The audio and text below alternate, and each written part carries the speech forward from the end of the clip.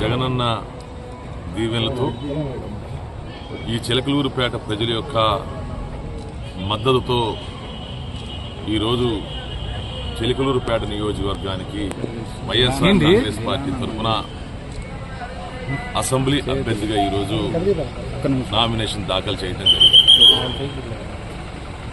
భారీ స్థాయిలో అంటే ప్రజలు స్వచ్ఛందంగా ఈ యొక్క నామినేషన్ కార్యక్రమంలో పాల్గొని నన్ను ఆశీర్వదించడంతో పాటు మరలా ఈ రాష్ట్రానికి జగన్మోహన్ రెడ్డి గారి ముఖ్యమంత్రి కావాలి, చేసుకు తీరతామని చెప్పేసి వాళ్ళందరూ కూడా ఈరోజు ఒక ప్రతిజ్ఞ పొనటం కూడా జరిగింది. ఎందుకంటే కనీ విని ఎరగని రీతిలో ప్రజలు ఆశించిన దానికన్నా సంక్షేమాన్ని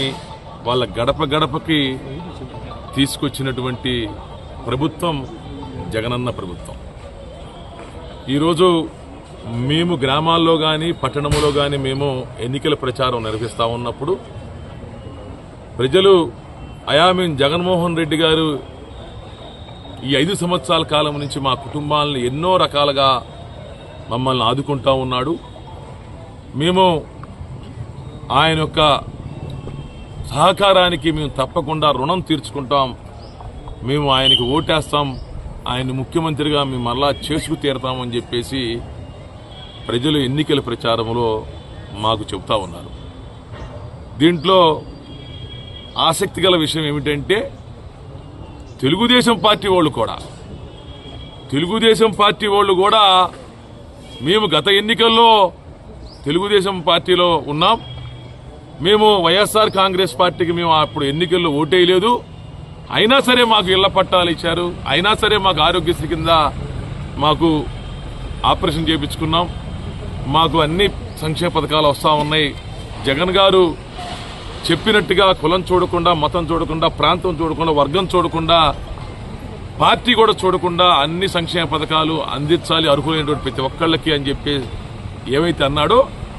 అది మాటలు మాత్రమే అనుకున్నాం మేము, అది చేతల్లో చేపించినటువంటి నిజమైనటువంటి నాయకుడు జగన్మోహన్ రెడ్డి గారు అని చెప్పేసి కూడా స్వచ్ఛందంగా ఈరోజు